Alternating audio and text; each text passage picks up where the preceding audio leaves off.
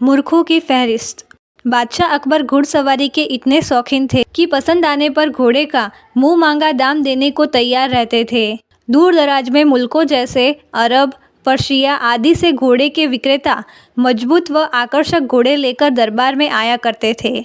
बादशाह अपने व्यक्तिगत इस्तेमाल के लिए चुने गए घोड़े की अच्छी कीमत दिया करते थे। जो घोड़े बादशाह की रुचि के नहीं होते थे, उन्हें सेना के लिए खरीद लिया जाता था। अकबर के दरबार में घोड़े के विक्रेताओं का अच्छा व्यापार होता था। एक दिन घोड़े का एक नया विक्रेता दरबार में आया। अन्य व्यापारी भी उसे नहीं जानते थे। उसने 2 बेहद आकर्षक घोड़े बादशाह को बेचे और कहा कि वह ठीक ऐसे ही 100 घोड़े लेकर दे सकता है, बशर्ते उसे आधी कीमत पेशगी दे दी जाए। बादशाह को घोड़े बहुत पसंद आए थे, वैसे ही 100 घोड़े लेने का तुरंत मन बना लिया। बादशाह ने अपने खजांची को बुलाकर व्यापारी को आधी रकम अदा करने को कहा। खजांची उस व्यापारी को लेकर खजाने की ओर चल दिया, लेकिन किसी को भी यह उचित नहीं लगा कि बादशाह ने एक अनजान व्यापारी को इतनी बड़ी रकम बेतौर पेशगी दे दी।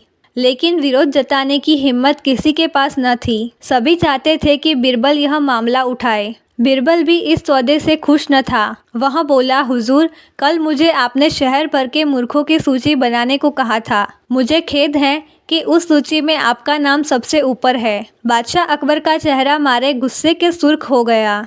उन्हें लगा कि बिरबल ने भरे दरबार में विदेशी मेहमानों के सामने उनका अपमान किया है। गुस्से में भरे बादशाह चिल्लाए, तुम्हारी हिम्मत कैसे हुई हमें मूर्ख बताने की?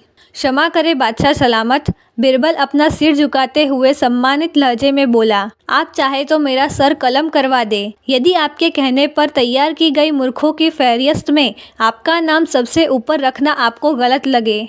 दरबार में ऐसा सन्नाटा छा गया कि सुई गिरे तो आवाज़ सुनाई दे। जब बादशाह अकबर अपना सीधा हाथ उठाए, तर्जनी को बिरबल की ओर ताने आगे बढ़े।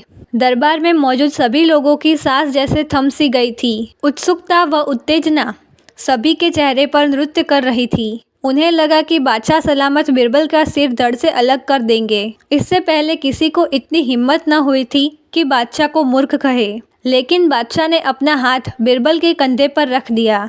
वह कारण जानना चाहते थे।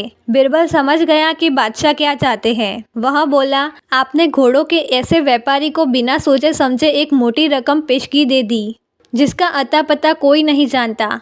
वह आपको धोखा भी दे सकता है। इसलिए मूर्खों की सूची में आपका नाम सबसे ऊपर है। हो सकता है कि वह व्यापारी वापस ही न लौटे।